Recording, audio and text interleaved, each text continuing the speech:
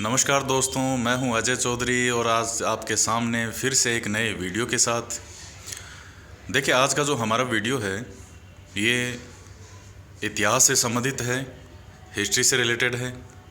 और भारतीय इतिहास जो है वो ना केवल राजस्थान के दृष्टिकोण से महत्वपूर्ण है, बल्कि भारत के हर एग्ज़ाम के दृष्टिकोण से महत्वपूर्ण है।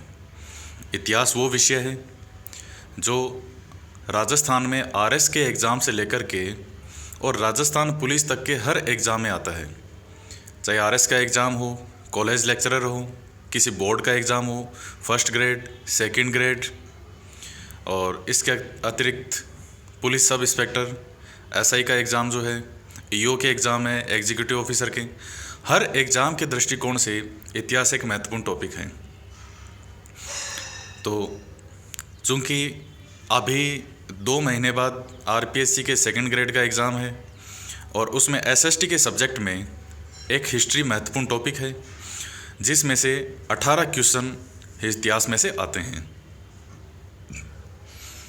तो हम बात करेंगे सेकंड ग्रेड के इतिहास के सिलेबस के बारे में।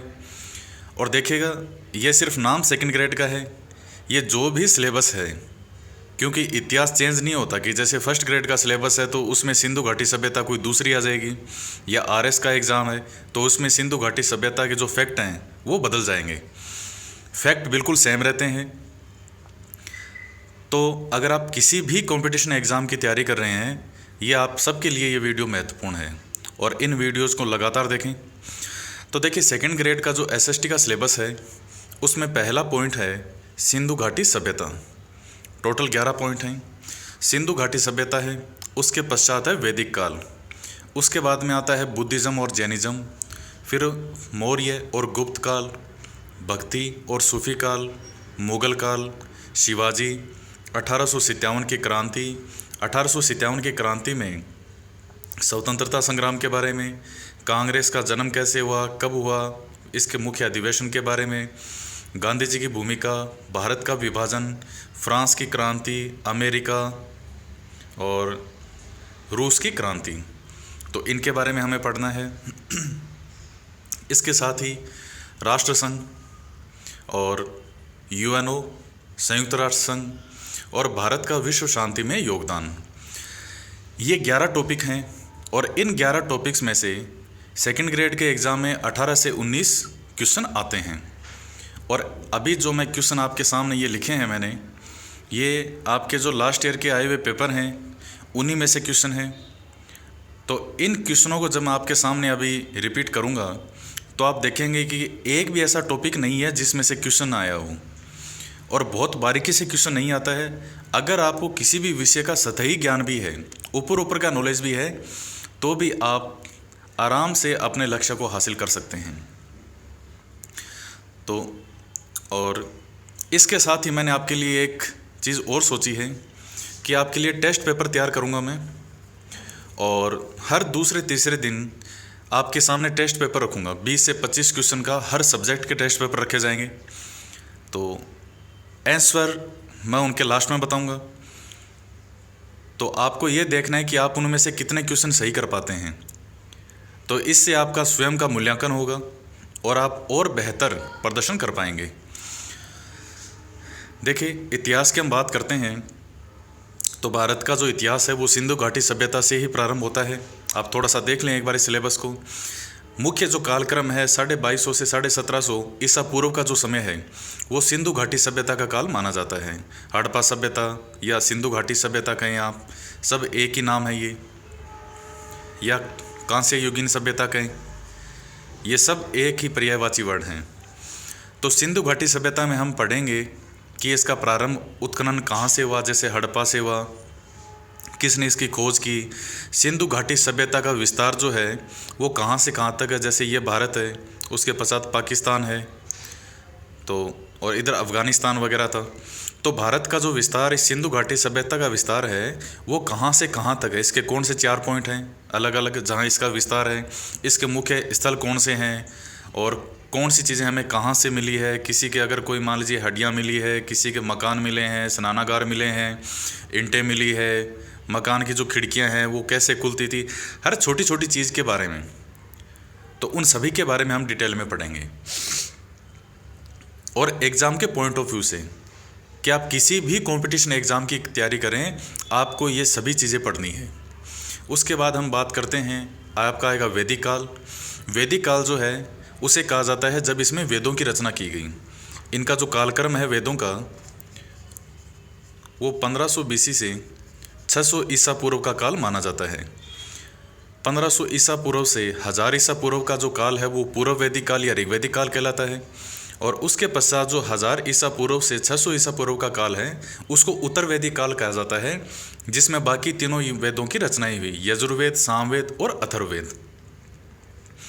इसके अलावा समाज में क्या परिवर्तन हुआ, राजनीति में क्या परिवर्तन हुआ, और जो वर्ण थे 4 उनमें कैसे परिवर्तन हुआ, तो वो चीज़ें हम देखेंगे। उसके बाद में हम बात करेंगे, ये सामाजिक और धार्मिक सुधार की बातें आती है। इसमें बुद्धिज़्म और जैनिज़्म, हमें महात्मा बुद्ध के बारे में पढ़ना है और महावीर स्वामी के बारे में पढ़ना है। देखिए, बुद्धिज़्म और जैनिज़्म जो है, इन दोनों का नीति शास्त्र दर्शन शास्त्र के अंदर भी है। अगर आपने सिलेबस देखा हो, मेरा वीडियो पोस्ट किया हुआ है यहाँ पे, तो उसमें इनके बारे में सिलेबस है, लेकिन फिलोसॉफी के अंदर सिर्फ इनका नीति शास्त्र है। हिस्टोरिकल पॉइंट ऑफ व्यू से हम यहाँ पढ़ेंगे और नीति शास्त्र के दृष्टिकोण से हम दर्शन शास्त्र के वीडियोज़ में देखेंगे, हालांकि मेन पॉइंट यहाँ भी देखेंगे। उसके बाद में 600 ईसा पूर्व से जो 300 ईसा पूर्व का 322 ईसा पूर्व का जो काल है वो कहलाता है महाजनपद काल। तो हालांकि इसमें इंक्लूड नहीं है सिलेबस में, लेकिन फिर भी हम उसके बारे में एक ओवरव्यू तो बात करेंगे ज़रूर। फिर 322 ईसा पूर्व से मौर्य काल प्रारंभ हो जाता है। फिर मौर्य काल के बारे में हम बात करेंगे, गुप्त काल के बारे में बात करेंगे। उसके पश्चात हमारा जो पॉइंट है वो भक्ति और सूफी काल है। ये जो मुस्लिम संत होते थे, सूफी उनसे संबंधित है। भक्ति जो हिंदू संत थे सारे उनसे रिलेटेड है। आलावार कौन से थे, तो विष्णु के भगत थे, शिव के भगत थे।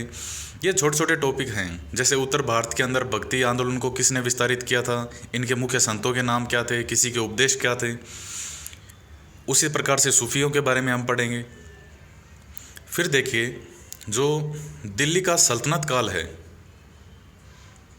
वो हमारे सेकंड ग्रेड के सिलेबस में नहीं है। मैं इनको बाद में पढ़ाऊंगा डिटेल में, लेकिन अभी तो जो सेकंड ग्रेड का सिलेबस है उसमें सल्तनत काल हमारे सिलेबस में नहीं है।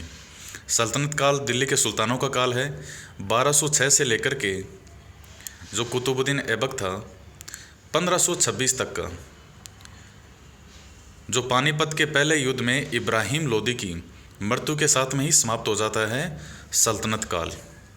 और उसके बाद में मुग़ल काल की स्थापना हो जाती है 1526 से। और 1707 में जब औरंगजेब की मृत्यु होती है, 1707 में मृत्यु होती है औरंगजेब की, तो ये जो बीच में कालक्रम है, इस मुग़ल काल के प्रमुख राजा कौन से हैं, उनकी प्रशासनिक व्यवस्था क्या है, इनकी व्यवस्था के बारे में हम पढ़ेंगे, जहाँ से प्रमुख क्वेश्चन पूछे जाते हैं। उसके बाद में हमें दक्षिण भारत के एक वीर योद्धा के बारे में पढ़ना है और जिनका नाम है शिवाजी। तो शिवाजी के मुख्य युद्ध कौन से थे, इसके अलावा शिवाजी के बारे में और भी जो महत्वपूर्ण घटनाएं हैं, क्योंकि इनका सबसे ज़्यादा जो चला था संघर्ष वो था औरंगजेब से। तो औरंगजेब के साथ संघर्ष हुआ तो उसमें क्या क्या घटनाएं हुई, कौन से किले इन्होंने जीते, या जैसे इनको संधि करनी पड़ी थी पुरंदर की संधि 1665 में, वो कब हुई, किसने करवाई, तो हर चीज़ के बारे में हम पढ़ेंगे। फिर उसके पश्चात आता है 1857 की क्रांति। इस क्रांति में स्वतंत्रता संग्राम मुख्य स्वतंत्रता संग्राम से संबंधित है कि 1857 की जो क्रांति थी उसमें कौन कौन से मुख्य स्थान थे, किस स्थान पर किसके नेतृत्व में ये विद्रोह किया गया था, तो उन सभी नेताओं के सभी प्रमुख जो संघर्षशील थे उनके बारे में बात करेंगे। फिर कैसे कांग्रेस का जन्म होता है, प्रथम अध्यक्ष कौन थे, इसका प्रथम जो अधिवेशन कहाँ हुआ था, ये जो महत्वपूर्ण फैक्ट हैं उनके बारे में हम बात करेंगे। कांग्रेस के जो महत्वपूर्ण अधिवेशन में हैं उनके बारे में बात करेंगे। फिर भारतीय राजनीति में 1915 से महात्मा गांधी जी की एंट्री होती है और एक गांधी युग चलता है वो, तो हमें गांधी जी की क्या भूमिका रही उसके बारे में बात करेंगे। और फिर भारत का विभाजन, तो उसके बारे में बात करेंगे हम। फिर यहाँ तक इंडियन हिस्ट्री से रिलेटेड था। और उसके पश्चात है फ्रांस की क्रांति, अमेरिका का जो स्वतंत्रता आंदोलन और रूसी क्रांति, ये हमें पढ़ने हैं। हमेशा क्वेश्चन आता है इनके बारे में। और फिर राष्ट्र संघ की स्थापना, यूएनओ की स्थापना, इनकी स्थापना कब हुई, इनकी स्थापना करने वाले साथ में इंक्लूड कौन थे, उनके बारे में हम बात करेंगे। और फिर भारत का विश्व शांति में क्या योगदान है। अब देखिए, हम बात करते हैं पिछले सालों के आए हुए महत्वपूर्ण क्वेश्चन के बारे में। ये सेकंड ग्रेड के एग्जाम में क्वेश्चन आए हुए हैं। आप देखिएगा किस प्रकार से क्वेश्चन पूछे जाते हैं। पहला क्वेश्चन है कि सिंधु सभ्यता के लोग परिचित नहीं थे। किससे परिचित नहीं थे सिंधु सभ्यता के लोग? घोड़े से परिचित नहीं थे। ये क्वेश्चन आया हुआ है। 3 ऑप्शन और थे, जैसे गाय, बैल, भैंस। तो इन तीनों से परिचित थे, लेकिन घोड़े के बारे में लोग परिचित नहीं थे। सिर्फ एक जो सुरकोटड़ा है गुजरात में, वहाँ इसका उल्लेख मिलता है, लेकिन वो ना के बराबर गिनते हैं। घोड़े से ये लोग परिचित नहीं थे। तो देखिए, नहीं के क्वेश्चन भी पूछ रहा है। कौन सा वैदिक साहित्य का भाग नहीं है? तो वैदिक साहित्य में आप देख रहे हैं, ये जो क्वेश्चन है यह है वैदिक काल से। सिंधु घाटी सभ्यता से एक क्वेश्चन पूछ लिया इसने, वैदिक काल से क्वेश्चन पूछ लिया। तो वैदिक साहित्य से देखिए, यहाँ वेदों के 4 भाग माने जाते हैं। जो ऋग्वेद, यजुर्वेद, सामवेद, अथर्ववेद हैं, वो तो हैं वेदों के 4 प्रकार। 4 भाग माने जाते हैं, संहिता, ब्राह्मण, आरण्यक और उपनिषद। तो यहाँ इस क्वेश्चन में ऑप्शन था संहिता, ब्राह्मण और आरण्यक, और 4th ऑप्शन दे रखा था गीता। तो गीता वैदिक साहित्य का भाग नहीं माना जाता। बौद्ध सिद्धांतों में शामिल नहीं है। ये देखिए, ये क्वेश्चन आ गया किस में से? बुद्धिज्म में से। क्या है? बौद्ध सिद्धांतों में शामिल नहीं है पंच अणुव्रत। ये सभी जानते हैं जो पंच अणुव्रत हैं ये जैनों के हैं। इसके अलावा जैसे जो मान लीजिए 4 आर्य सत्य हैं और अष्टांगिक मार्ग है, सम्यक दृष्टि, संकल्प, वाक, कर्मा, ताजी, व्यायाम, स्मृति, समाधि, तो वो बौद्धों से मतलब है। और जैसे अहिंसा, तो अहिंसा भी ऑप्शन में था, लेकिन चूंकि अहिंसा दोनों मानते हैं इसलिए वो नहीं होगा। और पंच अणुव्रत ये सिर्फ जैनी मानते हैं, इसलिए ये ऑप्शन हो जाएगा। इंडिका के लेखक कौन है? मेगस्थनीज। ये देखिए, ये मौर्य काल में से आ गया। प्रयाग प्रशस्ति का रचनाकार है कौन है? हरिसेन। ये इसमें से गुप्त काल में से आ गया। उत्तर भारत में भक्ति आंदोलन का प्रवर्तक किसे माना जाता है? रामानंद को। ये देखिए, ये किस में से है? ये भक्ति में से आ गया। सूफी में से भी क्वेश्चन आएगा कि सूफी अनुयायियों को क्या कहा जाता था? मुरीद कहते थे। इसके पश्चात मुगल प्रशासन की जो सेना है उसका मुखिया क्या कहलाता था? मीर बख्शी। ये इसकी प्रशासनिक व्यवस्था में से आया। मुगल काल की जो प्रशासनिक व्यवस्था है उससे में से क्वेश्चन आ गया। औरंगजेब के समय जब औरंगजेब ने शाइस्ता खां को दक्षिण भारत का गवर्नर नियुक्त किया था, तब उस पर शिवाजी ने रात में आक्रमण किया था। कहाँ रात में आक्रमण किया था? रात में आक्रमण किया था पूना पे। पूना में आक्रमण किया था। तो ये आपको ध्यान में रखना है।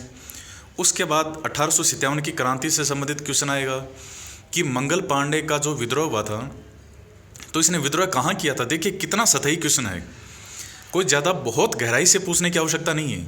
कहाँ? बैरकपुर छावनी, बंगाल में। हम बात करेंगे मंगल पांडे के बारे में। तो ये 1857 का जो विद्रोह क्रांति है उसमें से क्वेश्चन आ गया। फिर भारतीय राष्ट्रीय कांग्रेस की जो स्थापना है उससे संबंधित क्वेश्चन है कि उसका पहला अध्यक्ष कौन था? WC बनर्जी, यानी व्योमेश चंद्र बनर्जी। 28 दिसंबर 1885 को इसकी स्थापना हुई थी भारतीय राष्ट्रीय कांग्रेस की। तो फर्स्ट अध्यक्ष के बारे में पूछ लिया इसने। सविनय अवज्ञा आंदोलन, अब देखिए गांधी के बारे में पूछेगा। गांधी जी के बारे में कब शुरू किया था उन्होंने? 12 मार्च 1930। यानी जो मेन डेट और सन है वो आपको याद होने चाहिए। सारे रटने की आवश्यकता नहीं है, लेकिन महत्वपूर्ण जो है वो आपको याद होना चाहिए। प्रत्यक्ष कार्रवाई दिवस, ये मुस्लिम लीग ने मनाया था भारत में पाकिस्तान को अलग करने के लिए। तो ये प्रत्यक्ष कार्रवाई दिवस उन्होंने कब मनाया था? 16 अगस्त 1946 को। फिर हम बात करते हैं वर्ल्ड हिस्ट्री का क्वेश्चन है कि सामाजिक संविदा का जो सिद्धांत है वो फ्रांस में क्रांति के लिए किसने दिया था? वो दिया था रूसो ने। रूसो एक बहुत महत्वपूर्ण व्यक्ति था। नेपोलियन ने रूसो के बारे में कहा था कि अगर रूसो नहीं होता तो फ्रांस की क्रांति ही नहीं होती। तो हम पढ़ेंगे, रूसो के बारे में ही पढ़ेंगे। रूसी क्रांति का नेतृत्व किसने किया था? बोल्शेविक दल ने किया था। ये आपको ध्यान में रखना है। रूसी क्रांति का नेतृत्व किसने किया था? बोल्शेविक दल ने। राष्ट्रसंघ अस्तित्व में आया 10 जनवरी 1920 को। यूएनओ की स्थापना 1945। असंलग्नता आंदोलन में शामिल नेता नहीं था, यानी गुट निरपेक्ष आंदोलन की बात कर रहा है ये। तो वो कौन थे उसमें नेता? नेहरू था, नासिर टिटो ये था। तो इनके महत्वपूर्ण नाम आते हैं। स्टालिन उसमें शामिल नहीं था। ये आपको ध्यान में रखना है। तो देखिए इस प्रकार से हमने ओवरव्यू बात की कि किस प्रकार से क्वेश्चन पूछता है, और नेक्स्ट वीडियोस में मैं आपके सामने इसी प्रकार के महत्वपूर्ण क्वेश्चन जो संभावित क्वेश्चन है उनकी बात करूंगा, और एक एक टॉपिक पर हम इसी प्रकार से बात करते हुए चलेंगे, और मैं हर सब्जेक्ट आपको पढ़ाऊंगा। आप इसी तरह से मुझसे जुड़े रहें। अगर आपने चैनल सब्सक्राइब नहीं किया है तो सब्सक्राइब ज़रूर करें, और मिलते हैं नेक्स्ट वीडियो में। तब तक के लिए नमस्कार।